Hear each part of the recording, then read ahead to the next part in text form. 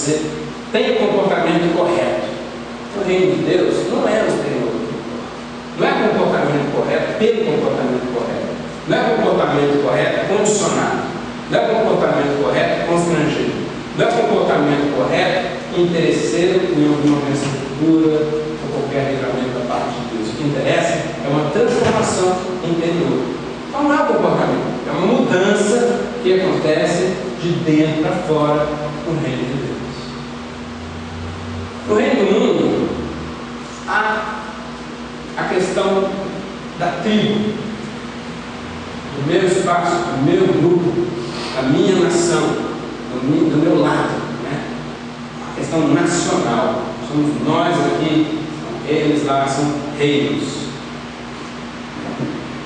que se opõem, que lutam um contra o outro, se aliam em determinados momentos, mas são tribos, são nações. Ele é setorizado, ele é dividido, departamentalizado.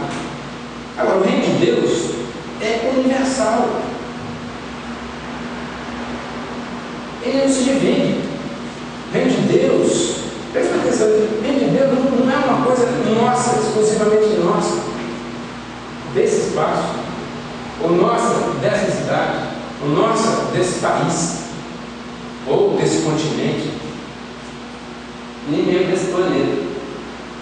O reino de Deus é universal. Onde ele existir, ele é o nosso reino, fazemos parte dele. Onde ele estiver, ele é o reino. Não existe no reino universal de Deus a possibilidade de Deus dizer nós contra eles. A partir do momento que estamos no reino, nós estamos a favor de todos. O reino é para todos.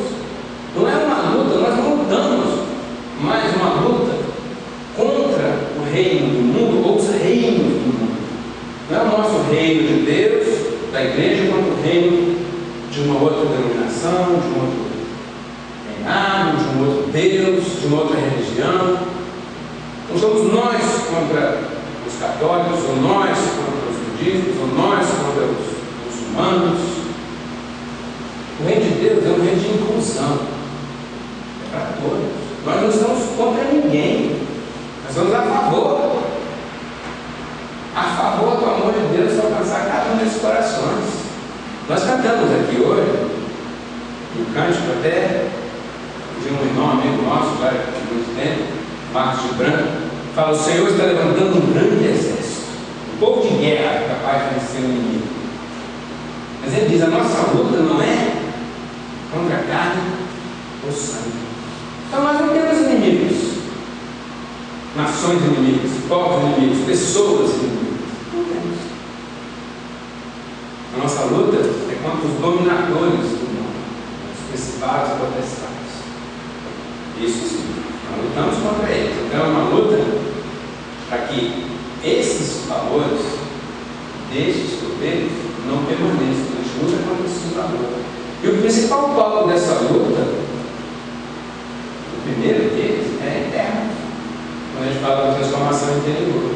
Então a nossa luta é contra esses valores do reino do mal, os dominadores deste mundo tenebroso, que são, por exemplo, a mentira, a inveja, a falsidade, o egoísmo, a cobiça, e por aí vai, o orgulho. Contra isso lutamos, mas essas coisas não são personificadas. Eu não luto contra carne e sangue, eu luto contra esses poderes. E como é que eu venço esses poderes? Exatamente demonstrando o oposto disso, né? Onde há ódio, que eu leve o amor, onde há guerra, que eu leve a paz, onde há tristeza, que eu leve a alegria, né? E assim sucessivamente.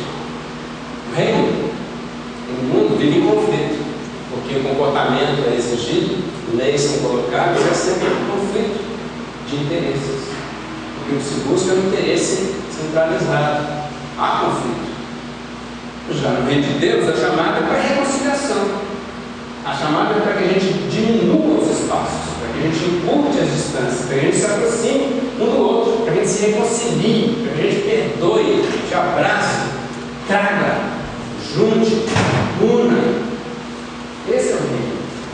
Não é o reino do mundo que está centralizado em conflito. E esse é o nosso nosso problema? O conflito. Vivemos em conflito. Todo dia a gente está em conflito com alguma coisa, com alguma situação, com alguma pessoa. Conflito. Mas nós somos chamados para pertencer a um reino em que o objetivo não é permanecer no conflito, mas trazer a paz no conflito, é ser pacificador, é ser perdoador, é ser ajudador, conciliador, é aproximar pessoas, é encurtar caminhos, é construir pontes. Na verdade, esse é o caminho.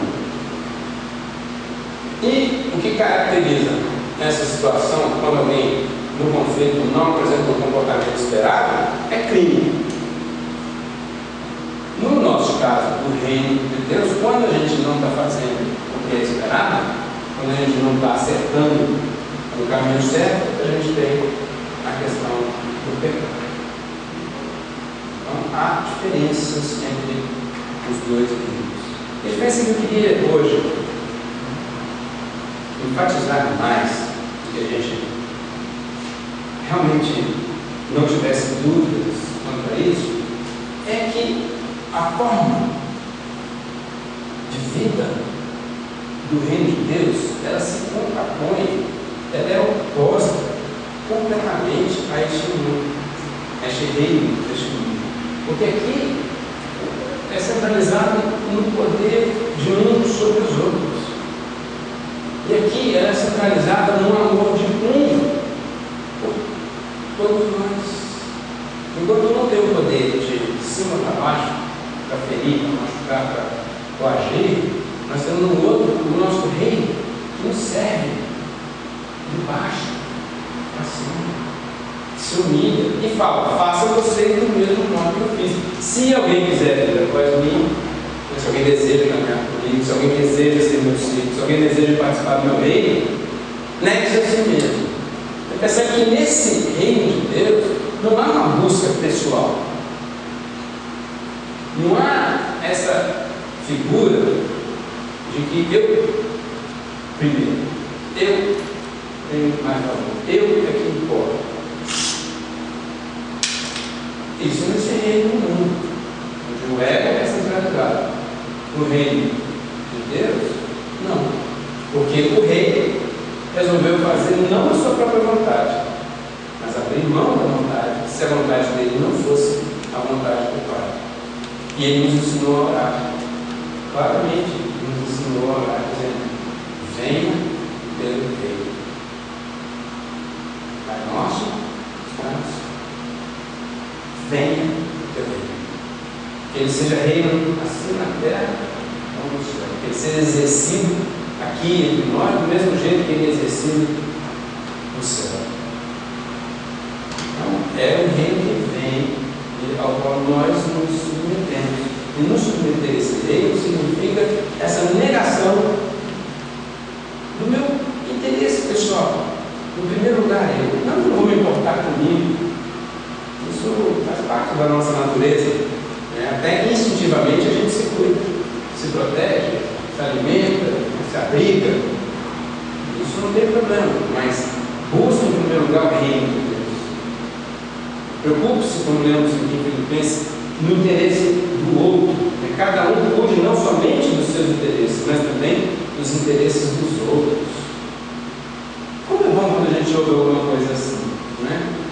Nessa semana eu tive acho que na terça-feira, o quarto na casa da Janaína, e a gente estava ali celebrando o aniversário da irmã Clara, da Ibela. E ela fez um bolo lá na mesa, um bolo mais gostoso, confeiteiro, era uns anos de profissão. E lá ela compartilhou, né, eu vou compartilhar aqui, que ela falou lá e ela ficou público, que foi muito abençoada pelos irmãos do grupo, porque ela estava comprando uma casa e faltava um valor, uma diferença entre o valor da casa e o que o banco financia, né, nesse programa do dinheiro agora. E aqueles irmãos meteram a mão no bolso. Glória a Deus, que coisa boa. Aqueles irmãos preocupados só consigo, com seus próprios interesses, mas ajudaram. Isso é digno de louvor. Que bom que isso acontece. E eu sei que outras coisas acontecem no nosso meio. Por isso é importante que a gente